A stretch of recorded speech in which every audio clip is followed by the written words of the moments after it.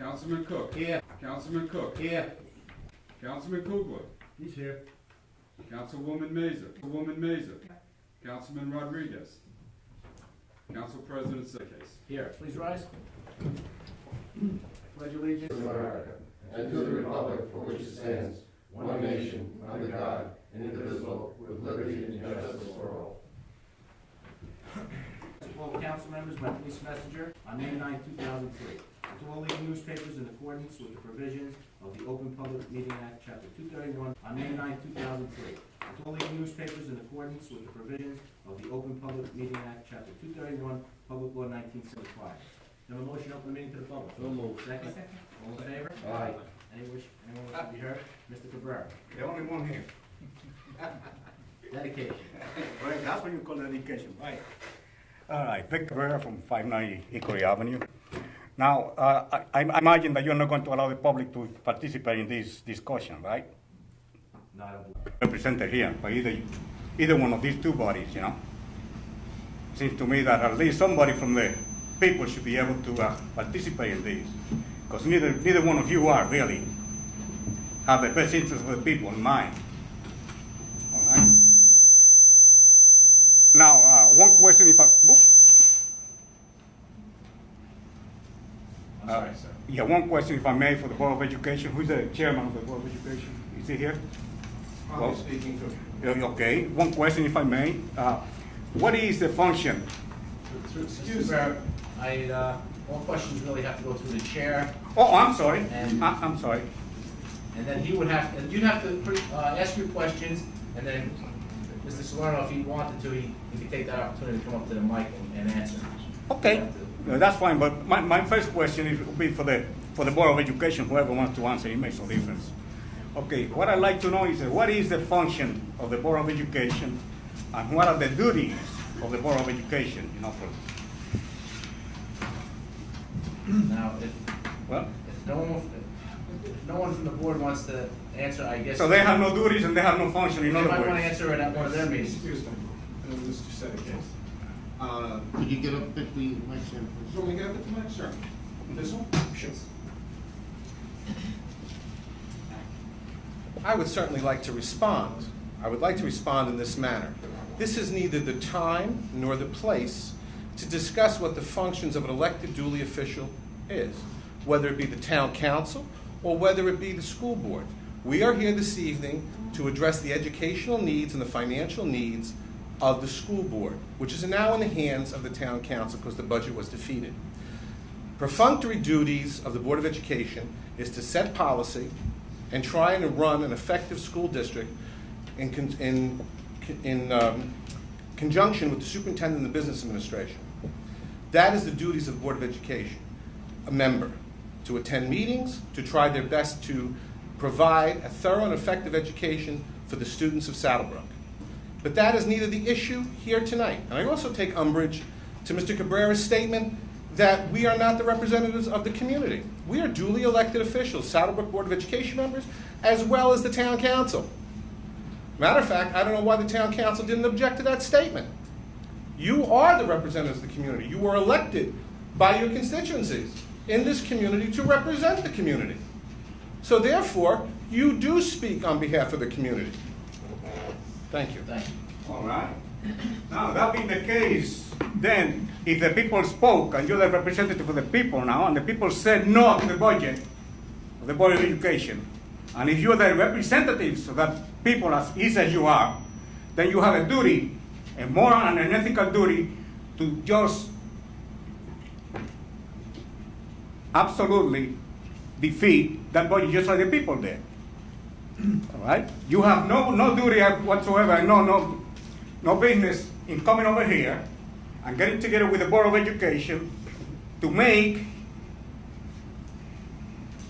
insignificant cuts.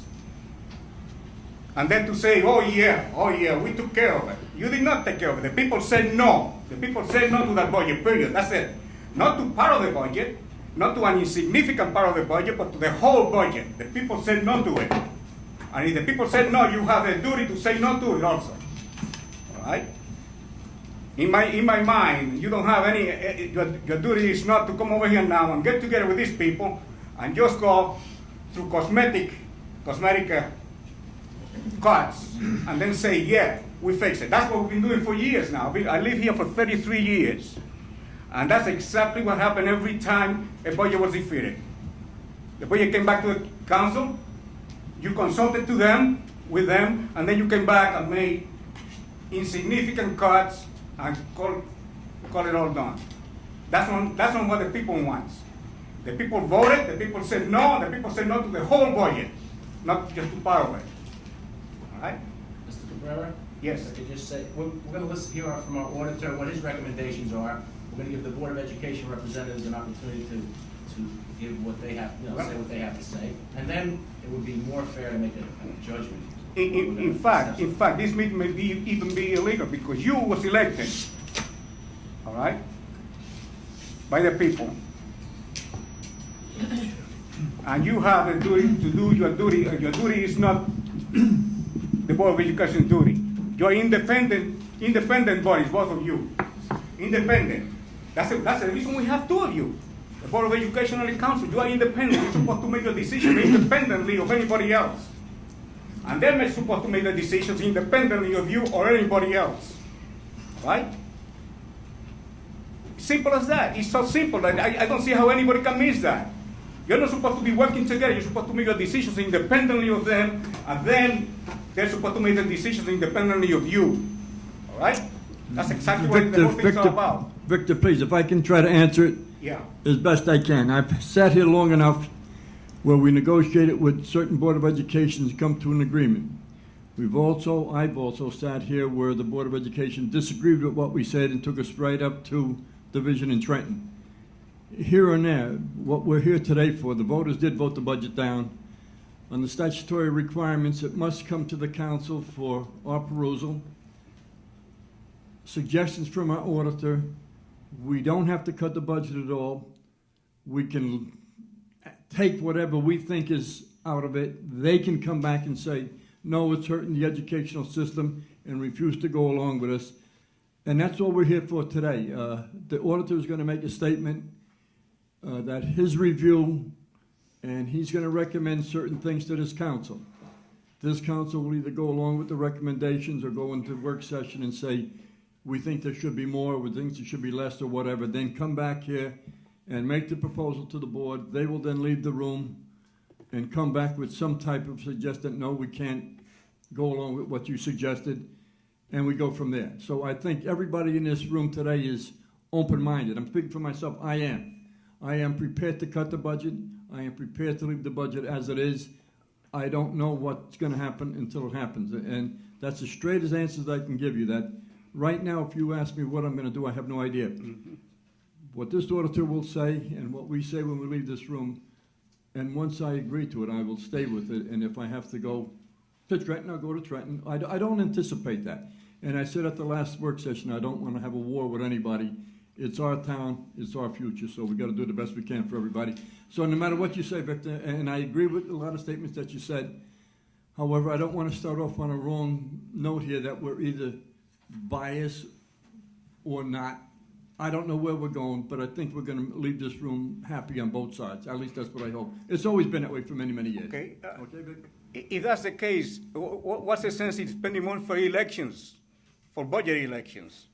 I mean, if the people are going to speak and say, no, we don't want that budget, and you're way over there where you want, and then the whole thing goes by the wayside because you agree with them on whatever and make... Yeah, but statutory requirements, Victor, say I have to make some decision. I have to say something whether I cut $1 or zero. And it's not final because the final budget will come back from the board saying we either agree or disagree. And if we can't compromise, then I don't know what, I think the next step is on the county level, from the county level to go to the state, and that's where it goes. So right now, for anybody to make any type of a statement that would prejudice ourselves one way or the other would be foolish until we actually start the negotiation. That's all we're here for today. I understand what you're here for, and I agree with what you say. We're here to reduce that budget if all possible because the voters have spoken. Whether it's a mandate or not remains to be seen. I, for one, will not vote for reduction of budget that will hurt educational system per se. if I see, and the auditor agrees, that there are some administrative costs that could be lowered or whatever, I will agree with it, and I'll do what I can for the protection of the town, because like you say, I was elected by the town. So I will have my voice in it today, one way or the other. Okay, well, I'm glad to hear that. I'm still very upset because democracy is going by the wayside, as far as I'm concerned. People speak and nobody listens, you know? People have spoken and said, no, we don't want the budget. We defeated it. See, that's what the people said. And this is the government of the people, isn't it? And it's happened time and time again, you know? And I think it's about time that somebody put a foot down and say, okay, the people spoke, the people defeated that budget, okay, we are not going to approve any of it. It's about time. Okay, thank you. Fair, thank you for your comments. Anyone else? Gentleman in the back. Hi, guys.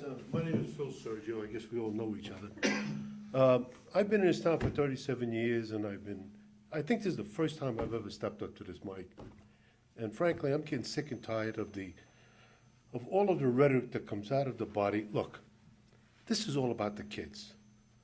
I'm 68 years old, and I'm still coaching because I believe in the kids. Now, you guys have to do what's best for the kids, not what's best for Victor Cabrera, not what's best for anybody else. You do what's best for the kids, and we'll live with it. If we don't like what you do, you're going to get voted out. Don't worry about it. Just do your job. And don't listen to all the garbage that comes over here, because that's all it is. Some of these people come up here because they intend to run for office. Who cares? Just do the job. It's all about the kids. That's what we're here for. Let's do it, and I would very respectfully recommend that you close down the session to the public and get on with the business. That's what we're here for. Thanks. Anyone else? Motion to close? No. I'd just like to make one comment through the chair. I'd just like to say that it takes an entire village to raise and educate a child. Motion to close? So moved. Second? All in favor? Aye. At this point in time, I'd like to turn the meeting over to Mr. Gavarini for his report, recommendation. The 2003-2004 school budget, it shows an increase in the tax levy of $2,059,616. But $1,169,070 is debt service, which was voted on by the referendum. And the general budget increased $890,546. This increase is estimated at about 17.9 points. It's either they get, because of your split, you may get half this year, but some way down the line, the school budget is going to cost the town 17.9%. We had recommended, had a proposal, it wasn't recommended, that we were looking at a reduction of $323,000. $250,000 was at a fund balance or surplus, and $73,000 were at seven various appropriation expenditure items. Pete and I met with the school superintendent and the business administrator, and we went over these items. Excuse me, Paul. Could you just turn that mic towards you? This one? Yeah, that. Thank you. We went over these items line by line, and the school explained to us that these were necessities. These increases that were major increases from one year to another were a necessity. If they were cut out, they would be forced to take programs out.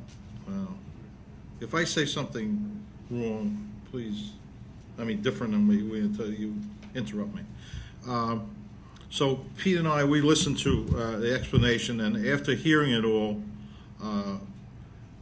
I thought that I would like to withdraw the recommendation, these items, because the whole idea and my direction was not to hurt any school programs. And they're assuring us this would hurt. They would have to do something with various school programs. There were new programs that were put in, and of course we've had a lot of additional special students, so that raised the cost. I also questioned 2, 4, 6, 8, about 10 balances, estimated balances for the year that were over $10,000 at this time, and I was shown a transfer resolution showing that these monies, that they had deficits in other accounts, and they anticipate, and they were to, at their next meeting, transfer some of this money, because I thought this indicated that we may have excess in both areas. There may be, some of this stuff may not be spent, and you may have, some estimates, additional items that may end up in the surplus, which I know happens every year, but there's no way that we'd want to jeopardize these programs. So I would, my suggestion would be that we concentrate on the surplus. We have surplus balance. Last year there was $210,000 in surplus used to reduce taxes. This year's budget didn't show any. So I think I had originally $250, and I think the council should concentrate on would they want to use the $250, they want to increase it or decrease it, but I say from what I was shown of all these deficits that they're operating in now, that this has to be the only way to go. And if it turns out when the year's over, if these things didn't happen, then I think the next time this budget's knocked down, you got to really give serious thought about just going by what looks like on paper. But what they had shown me is that they would have a very difficult time if we were to cut the $73,000.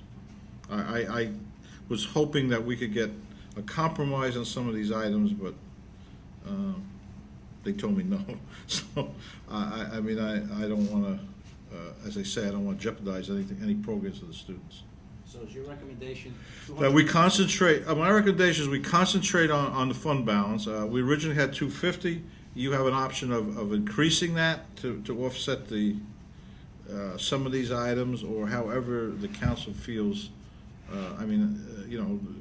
I would suggest that you work on surplus. You want it up, you want it down, however you want to do it, because the taxpayers do need some relief, and if this is the only place we give them relief without hurting the children, then that would be my recommendation. And I think it's something the council should consider. You go either way you want on a $250, up or down. That's 250,000 in surplus. That was my original. So that's what, 2.5 points. That was my original, but as I say, if you want to, you can raise that or lower it either way. Gentlemen, is that, Each. Doctor, is that fairly what we discussed? Doctor? Yes. Is that fairly what our conversation was about? That was the conversation. That we would have I have the budget transfers too. That would be a, We may disagree with the surplus balance, oh, well, no, we're not talking, but yes, that is. yeah, I don't want to talk about we didn't discuss surplus. Right. We skipped that because that's something I thought would come up. But, I mean, the other things we talked about was that we would have to get rid of programs if we reduced any, and any monies that were left over, you thought you had to transfer a good portion of them this year. That's correct. That's why I didn't think this year's budget was overstated on these items. So, I mean, I have to rely on the professionals, and if it shows any different next year, I mean, then we have to use a more detailed approach to it. I can't see running up any more time on this where it looks like fund balance is the only item that we have that I would recommend at this time. But it's purely up to the council.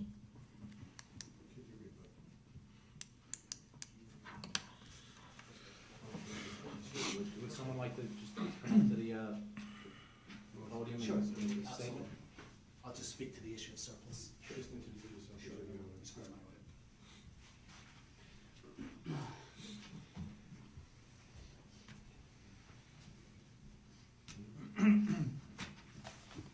Good evening, my name is Paul Lurch, I'm the auditor for the Board of Education. Good evening, my name is Paul Lurch, I'm the auditor for the Board of Education, partner at the firm of Lurch, Vinci, and Higgins.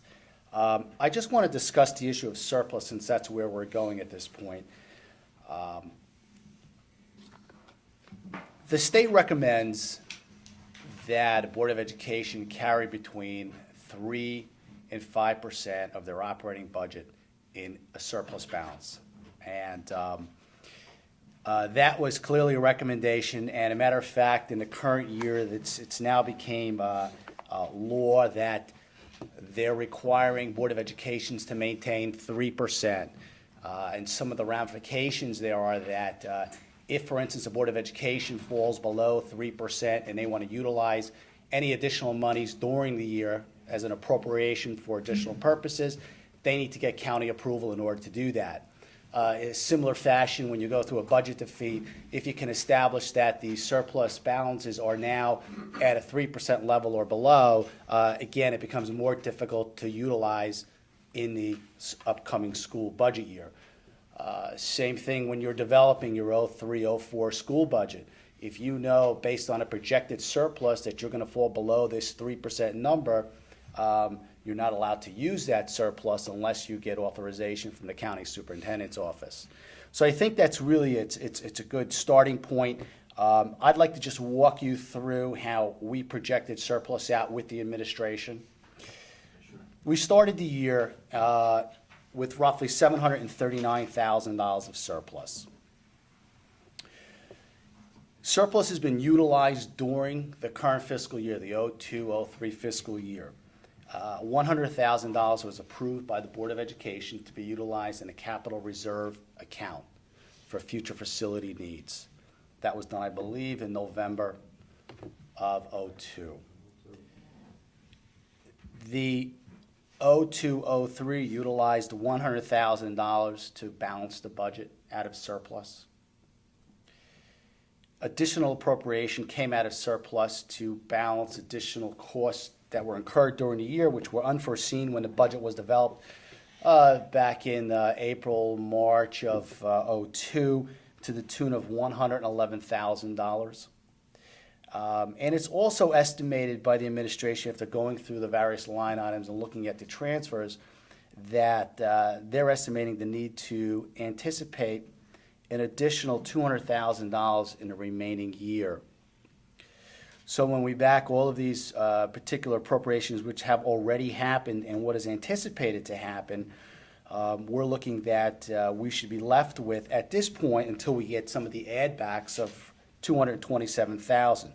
There's also going to be additional revenues realized, and that's part of the equation. So we know what the subtractions or the minuses, the utilizations of surplus are going to be, and we also know that we anticipate to receive approximately another $121,000 of revenue that was not anticipated. And plus another receivable of $208,000 for tuition.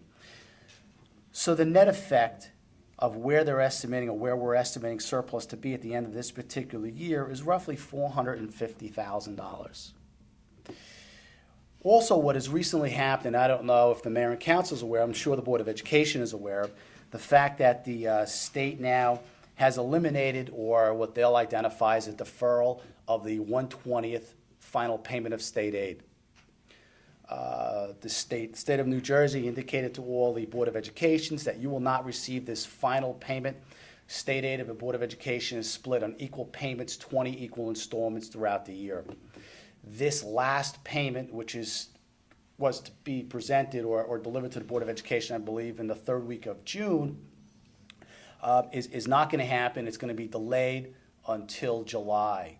And in essence, what happens from an accounting perspective, from a GAAP accounting perspective, it's a loss of 1/20th of your state aid. For Saddlebrook Board of Education, it means roughly $60,000. When you take that into effect with all of the additional appropriations which have occurred during the year, and Tony can really explain to you why the additional appropriations were utilized or necessary. I couldn't really speak to that. When you do that, and when you get down to the final analysis, you're talking about having approximately $400,000 of surplus estimated at the end of June 2003. When you look at it from a percentage standpoint, that's only about 2.1% of their operating budget. So if you were to do that, they would already be below the 3% level that the state's recommending, and they're really doing that because they're making sure that the purpose of this is for unforeseen expenditures. We all know, and you're probably aware of the fact that special ed has gone through the roof. You have unanticipated students special ed probably costing somewhere to the tune of $30,000, $40,000 a person, transportation involved in that, and then you have other capital needs. And that surplus is really there to maintain the ability to appropriate for unforeseen expenditures, if a boiler were to break, those type of examples, or if you had additional students come into the district who are special needs students. And that's the intent of having that 3% minimum. So right now, we're looking at being somewhere around 2%, 2.1% at the end of the year. 3% is about $550,000 in surplus. If anybody has any questions with any of this, Yeah, I have. I can respond, sure. You said the balance was 225, rough estimated? After you make the reduction? 400,000. No, you started, no, you went back and said after the deductions was 225, something like We that. started with 739, we took the deductions, added back the revenues and. Yeah, the revenues were, you said were 208 plus 123? 108 plus 122. Plus 122. And they were added on to what number? They were added on to the 739 that we started the year with.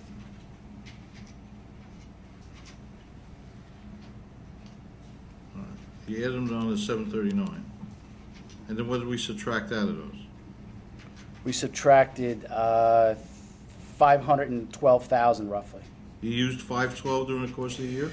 Well, we've utilized 100,000 in a capital reserve, which happened in November Right. of '02. We utilized 100,000 in the '02-03 budget, which is the current fiscal year that we're in, Right. to balance the budget. There was an additional appropriation of 112,000 in January of '03. Right. And the administration is estimating that they'll need an additional appropriation of 200,000 to get through the remaining '03 fiscal year. Oh, you're estimating being short 200,000. Correct. And under GAAP, you can anticipate the loss of revenue as a revenue, as a receivable, right? Well, we're anticipating the receivable. You're talking about the cash flow being down, not the budget. I'm talking about the actual surplus. Why aren't you picking it up as a receivable? We're picking up the tuition as a receivable. We actually have 121,000. No, the state aid, why aren't you picking that up as a receivable? Because under GAAP accounting, it's not a recognizable revenue. Agree with that. I have opinions Okay. How from much the is that, State Department of 60,000? Education on that. Is that 60,000? $60,000. Okay. No, clearly, I can clearly respond to you. We have correspondence from the state. We're involved in that particular situation, so it's not an issue for me. I know that with the referendum that was passed last year for the fixing up of all the schools, it's roughly about 10 points on this year's budget. I don't know how much money that's been utilized yet, but I know that it's in a bank drawing interest, and what's the interest that we're getting on it, and where is that going? Well, Tony can respond to what the interest rate and the amount of money that you're receiving, but that money that you earn on your unspent referendum proceeds can either go to debt service or general fund. And that's at the direction of the Board of Education. So either way, it's used for tax relief. It's whether or not you're using it for tax relief in the component of the debt service, or whether or not you're using that in the general operating fund as tax relief. Because if you took it into general fund, it'd go into surplus, which you utilize in the budget. If it stayed in debt service fund, it would just reduce the amount of tax appropriation in the subsequent year. No, yeah, I don't want to have Tony answer that.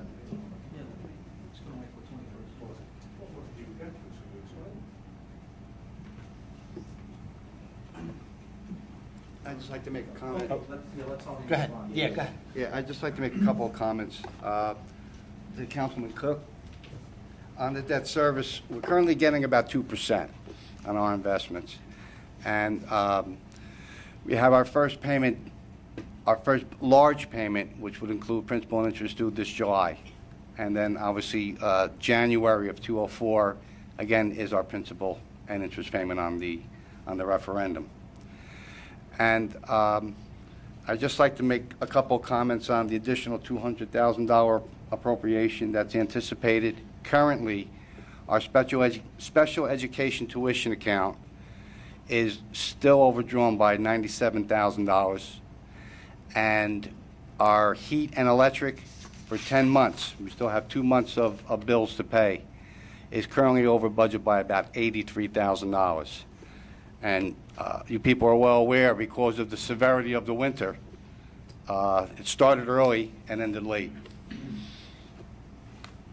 Anything else? Tony, Yes. in the budget is the money to pay your debt service on this referendum. Is that correct? Yes. Now, is the amount that is owed on this year, the amount that is owed this year on that bond, is that all-inclusive in the budget that you would, what I'm trying to bring out is the interest that you're getting. You're saying that we have to pay debt service on this particular referendum. Christ, But if that's already in the budget, what are we doing? It's confusing to me. Okay. We have to make 2 payments this fiscal year on the referendum. Last year, we made 1 partial payment. And that amounts to a little bit over $1 million, spread over 2 payments. The monies that that we're getting from when our investments come due are going to be paid out when contractors start billing us for construction work when that begins. So we have to make payments for the principal and interest on that, and we do have an appropriation of the same amount to pay the contractors when our bills come due, once we start getting bills on that. We currently have paid out about $1 million to all the professionals so far. You know, architect, engineers, DEP, EPA, and all those organizations for different permits and review fees. I hope I answered your question. I'm still trying to figure out why the interest is above. Okay, the interest on the bonds, the board has the option either to keep it in debt service or to pass by resolution. The interest would then be applied to your general operating account. And I believe the board did that sometime in the latter part of last year, where they authorized the interest accrued on the bonds would be used in the general operating account to defray costs for furnishing the classrooms, for furniture and blackboards and things like that. Now, does this show up in the budget, though, that it's being used for that? It will not show up in the budget because the interest is booked as a separate interest account, clearly designated as referendum interest. And it hasn't been dispersed yet because there's no need to purchase anything yet. So it's actually still staying there, getting 2%, if Would that. be used to reduce the budget a little bit? I don't believe so. Can we do that? I have to defer to Paul. I don't know if you can do that. The interest earnings could be anticipated as a revenue. If it's being directed into the general fund, then as a miscellaneous revenue, you can anticipate that money, the earnings on the unspent proceeds in that particular fund. Salerno? Yes. Just let me try and clarify. The 2% that you're discussing about or defraying it or reducing the tax burden, you have to understand, the referendum, which was reduced and passed on the second time, there were no monies in that referendum after you build the buildings to supply the buildings with furniture, desks for the students, chalkboards, which they don't even use anymore. We're going to use the white erasable boards. Those monies are earmarked, that 2% is earmarked to furnish those buildings when they're completed for the students, instead of adding it into the cost of the operating budget for that fiscal year when the building's open. So what we're saving now, you're going to save later because it's not going to be part of the budget for classroom items. The referendum never included and could not include furniture and to supply those classrooms. And the the tech centers that we're putting in. So that 2% we're holding in abeyance, the board decided, to use and to equip when the buildings are done, instead of then adding it to the budget and increasing taxes. So that's the point. I hope you understand that. We still have to equip these buildings and classrooms and media centers, and that's what that money is going to be used for. Can I ask a question? I really don't understand that, Sam, but I want to ask you a question then. What did you put in your budget for public relations for your PR firm that helps you get the budget passed, or tries to get it passed? The exact dollar amount? You want looking for the Just a rough figure. It doesn't make no difference. the cost of public relations. What, for the budget or for the referendum? For the referendum or for the budget, Ms. Cook? both.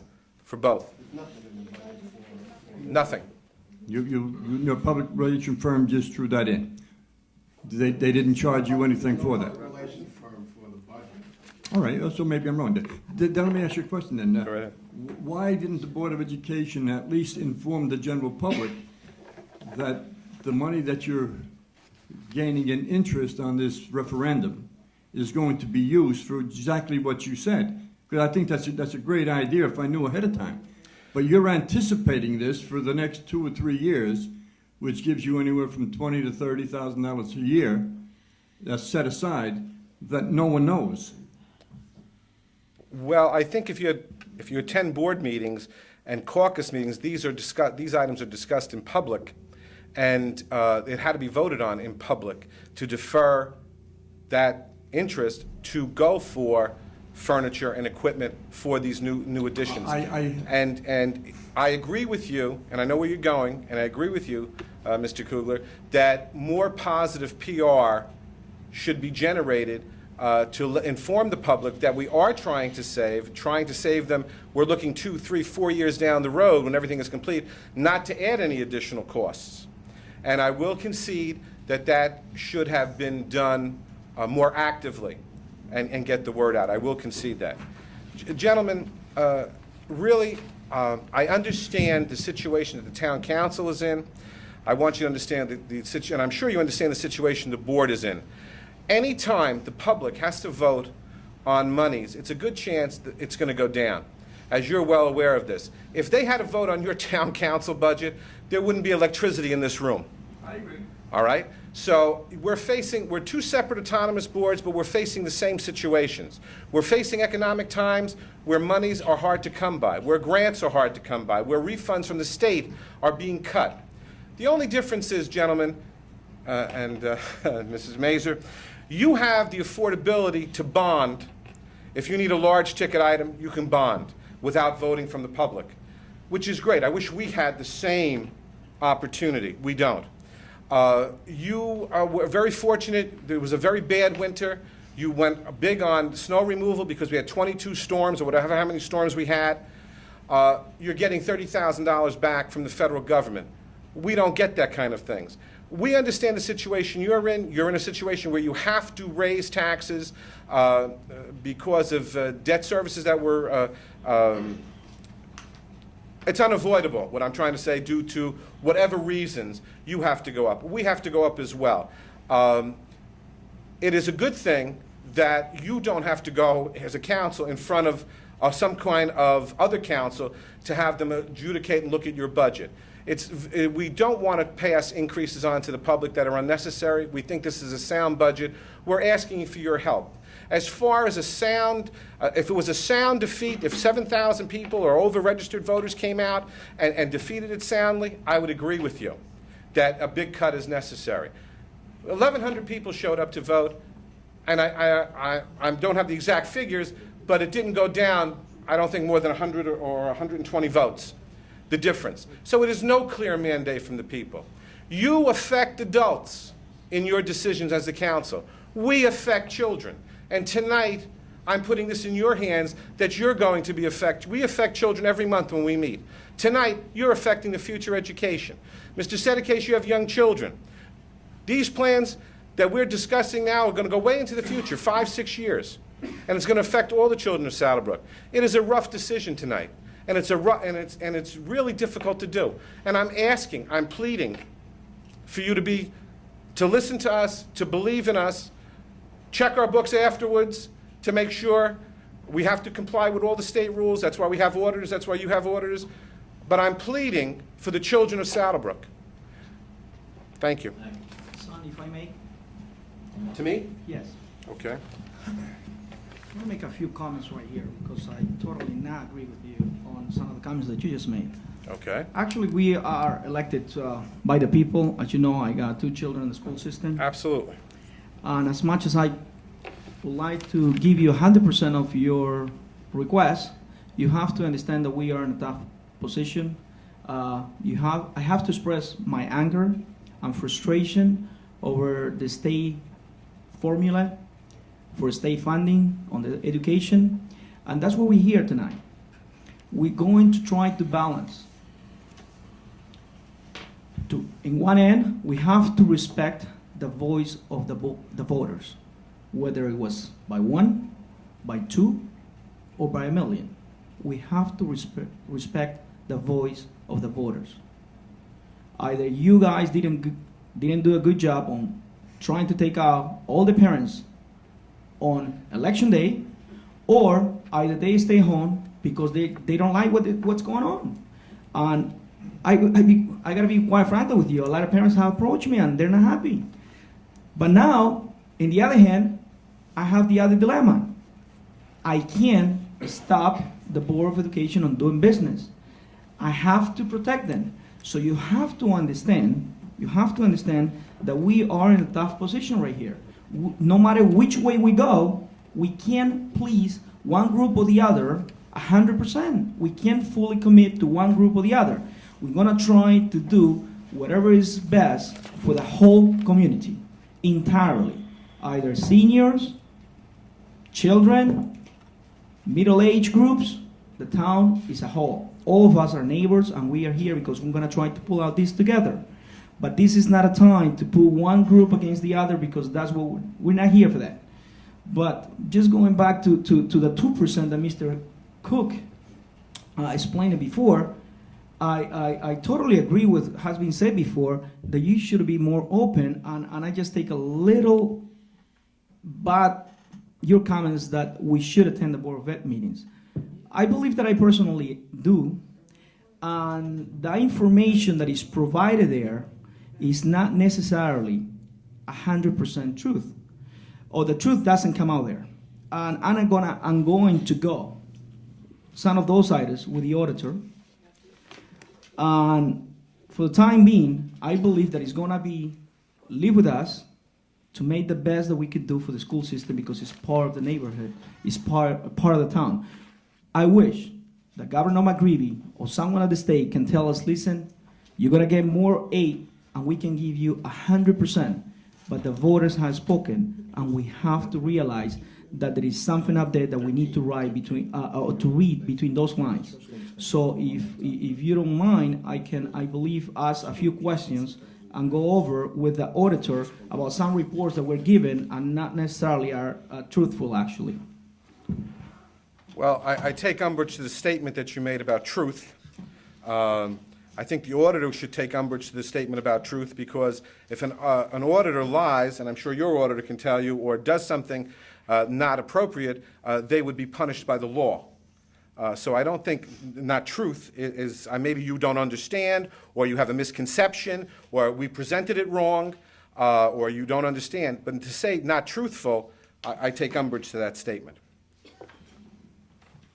So if I may ask the auditor a few questions. I'm just going to refer to the facts, and actually we were given this synopsis of audit for the year ended June 30, 2002. Right.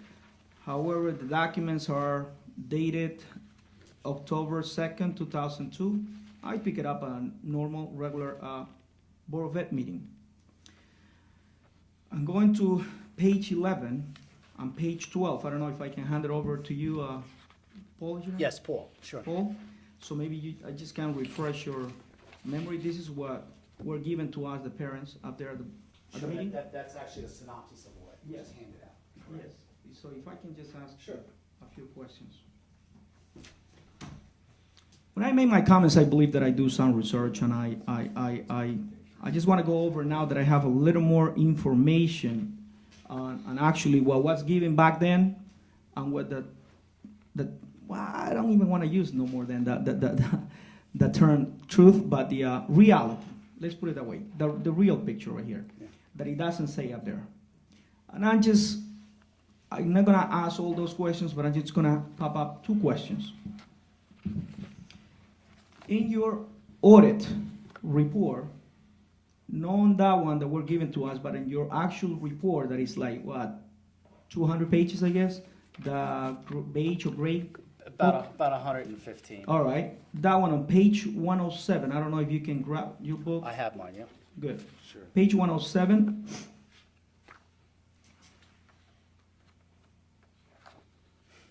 Yes.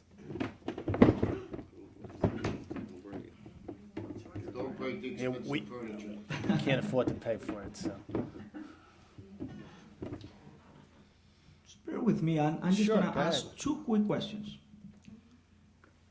When you said in your report, under effect, expenditures were understated, fund equity was overstated in the capital project fund, right? And if I go to the beginning, to the top, the finding, right? My understanding is that the financial records were adjusted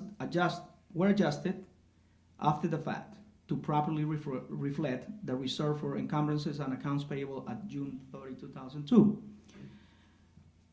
My question is, could this be happening with such large amounts of money? How could you keep track of those amounts? We're talking about $961,000, then we're talking about $610,000. What happened? I think what you're referring to is one of our findings under gas accounting requirements. This particular finding dealt with the capital project fund and specifically with the boiler improvement. At the point in time when we were in to do the audit, and obviously the financial statements are as of a certain time and date, and they're as of June 30, 2000, in this instance 2002, there are contracts that were issued at that point in time, but they weren't entered into the system. Purchase orders were there, but he didn't record it in the financial system. We recorded the transaction, and Tony now understands the importance of that when a contract is entered into, that it needs to be recorded immediately into the system. Oh, okay, that satisfies my question, but then it brings me to the money that were received also by us from the state that were not properly accounted for in the general ledger. Go ahead. So let me just refer to you, okay, page 108, under context. Where it says appropriation for the approved bond referendum of $18,543,030 was incorrectly recorded. So by what you just mentioned before, it is my understanding now, I guess you just direct the school administrator the importance of having the books up to date and actually to take proper care of the books on the school system. Otherwise, it's going to bring me in my last question just for tonight, which he brings me, and I'm just confused right here, page 111.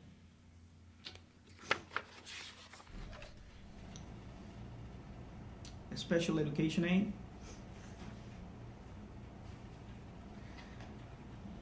You said, our audit of the low-income students and the students receiving related services revealed various differences between the number of students recorded in the district's work papers and the number of students reported on the application for state school aid, and so on. Will this miscounting of students will affect our eligibility to receive funds from the state?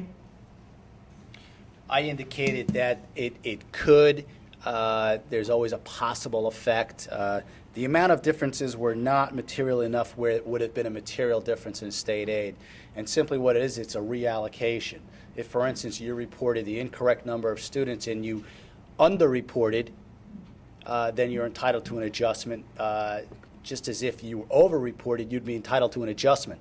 So an adjustment would reflect the actual entitlement that you're required to receive. And that's how the comment was addressed. But then, how can you explain to me there were various differences? How can you explain to me that if we count in the same amount of number, how come you cannot count all the students properly? It's a very complicated report that is filed each year, and it's a report of the students, and it's not only as simple as you may think that, well, we have 1,000 students who report through the doors, and so we have to tally up 1,000 students. You have related services, students receiving special education. You have low-income students who are categorized by tier categories under special education. A lot of the discrepancies occur between the classification. You have a student that's identified as a tier 2 because of the classification, and you look at their IEP may have them as a tier 3. And so you're having reallocations. And I honestly mean it. It's a very complicated form that is filled out each year. And in my experience, in our firm, we do about 55 school board audits, and I personally do 10, 11 of them. I don't think I had one where we didn't have differences. So you're always going to have some differences only because of the complex nature in the reporting. Now, those differences could be material or they may not be material. And I think in this instance they aren't. But because this is a state single audit requirement and state aid is indicative on this, or it could be based on this application, may not be based on, but it could be, we're directed as auditors to review the application in accordance with the state compliance manual. And in that specific compliance manual, they're asking for the identification of the count. And so if we have discrepancies, which I may feel is immaterial, they're going to be reported, and they're going to be reflective in the audit report. And so that's why, as I indicated, they could result in an adjustment, and yet I don't think they have. And I know that in certain years, the state has actually still required the calculation or the count, but yet, when they do the actual dollar allocation, they're no longer utilizing this. And I think that you'll see that in this particular year, the state just froze state aid. So they're no longer utilizing the ASSA applications, but we're still required to report that application activity. Anyone else? Let me just say that on behalf of the council, I know that each one of us, like myself, I have children, my mom has children, and if you don't have a child in the school system, you have grandchildren in the school system, right? To my right here, to my left. And No. mine is John Cook, okay? And we're all here to do the best thing for the township.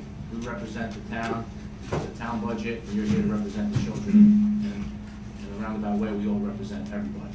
So we all are going to do the right thing. And I would just ask now if we get 5 minutes with our auditor, and step out and have some discussion, and we'll be back. Can I make a statement before you do that? Yes,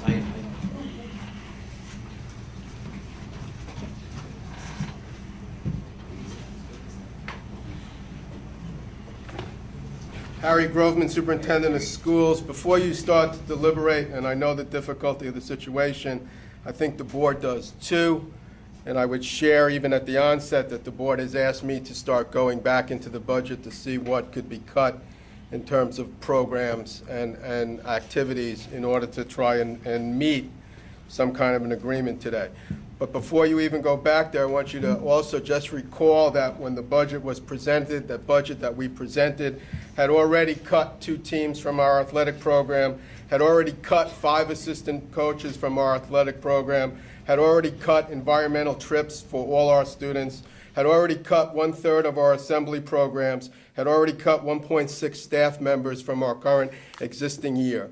Those cuts were made to just get the budget into balance within the state. If there was a lot of extra money, or if there was money around, a lot of those things would still be in the budget. They're not in the budget because it was really tight.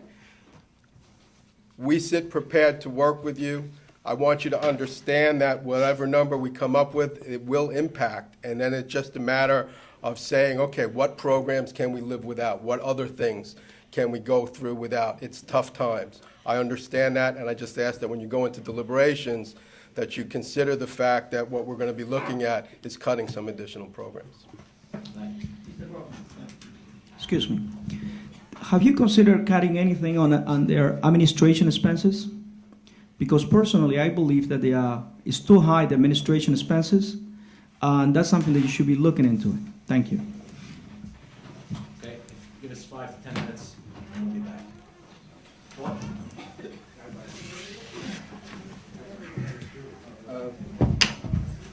We're going to be using Pete's office. We're going to be using Pete's office. You're getting so small, I didn't see it.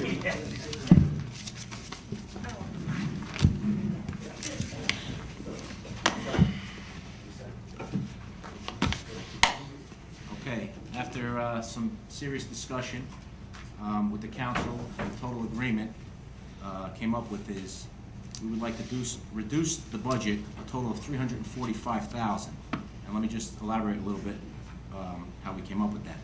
We would like to see $225,000 of the interest earned on your bond issue investment reduced from there, and $120,000 out of surplus, which will total reduce to $345,000. And if we do it this way, we don't feel that it would hurt or jeopardize any program for the school budget. That would be our recommendation, and we'd like to see if the board feels the same or would have a counter. Well, in all fairness, Case, we would have to caucus for a couple minutes. Of course. But I would like, I guess I have to speak over here, I don't know. I would like just to say to the council, you understand that your recommendation of taking that 2% and reducing the 225 is only going to cause taxes to be increased in the future, because you can't have a building without student chairs for students to sit on and desks. So you may be appeasing or satisfying a request now, but what you're doing is hurting the future. Those monies are being put aside, so there'll be places for students to sit down in a classroom. It's nice that the referendum passed and we have a nice building. We're going to have a nice building, but we're going to have to supply that building with chairs and desks. So you're doing nothing but deferring future indebtedness of the community, because that's going to have to be put into the budget. But now I'd like to ask my fellow board members and superintendent to caucus for a few minutes. Thank you.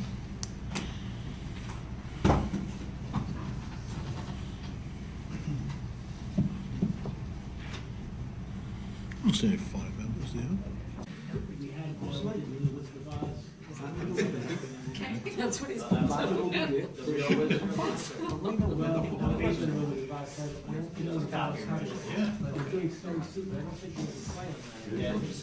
Yeah.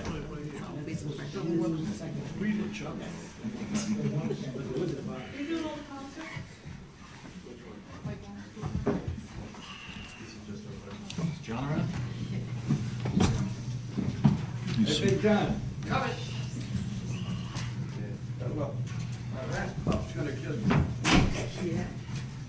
They told me that 20 years ago. As I'm sure you're not going to be shocked, the board does not agree with the council. We feel that you're anticipating too much revenue. You're saying $225,000 in interest.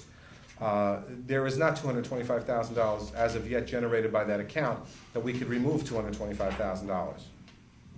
There isn't even $150,000 yet of interest. Okay. So we can't do it. The only thing we can say to the board, to the council, is we understand the situation that you're in, and we would be willing to concede one tax point, which is, your tax rateable is, I believe, $118,000? 115. 115? Paul? In between 150 and 118. It's between It's 115. an auditing estimate. thing, it's in the We wrong usually- column. Either 115 or 118. And in doing that, I think the board has taken into consideration trying not to affect students as much as possible. And that is I don't want to say the bottom line for the Board of Education, but I believe it is, because the revenues that you're asking about we don't have, it's anticipated, but we don't have, we couldn't concede it and take it out. And it would also, taking money, the other monies you want taken out of surplus would reduce us down to 2.1 of surplus, which is not a position that the board wants to be in to operate in, and it's well below state guidelines, well below state guidelines.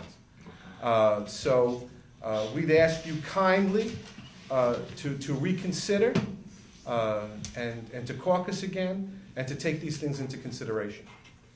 Okay. 5 minutes? 5 minutes. It's 5 minutes.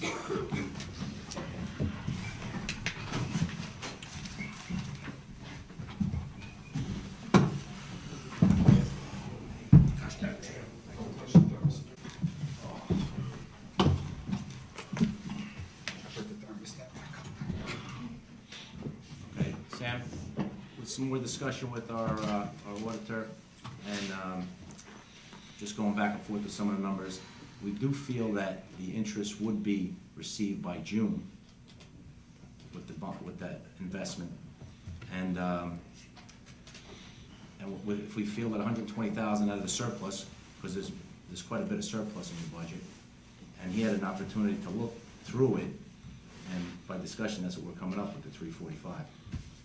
You're staying at 345. 345.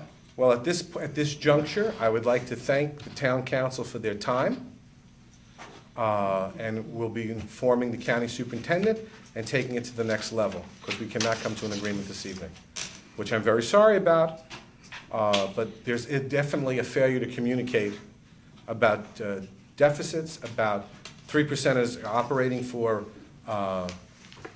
budget surplus, and we're going to be well below that. So we have a failure to communicate on certain levels, and I think we have to adjudicate it at the county level. I want to thank you for the time this evening.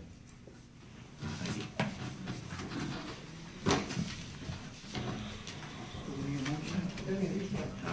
Yes, one second.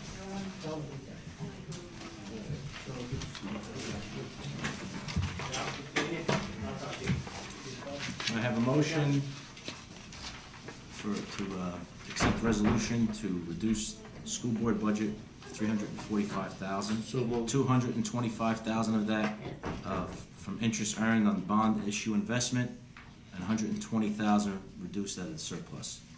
So moved. Second. Roll call? Mr. Cook? Yes. Mr. Kugler? Yes. Mrs. Mazer? President Uphoven. Mr. Rodriguez? Yes. Mr. Sedekis? Yes. Okay. Anything else on the agenda? Yes. We got the ball field, Avon Park. Oh, yes. Paul, thank you. Thank you, Paul.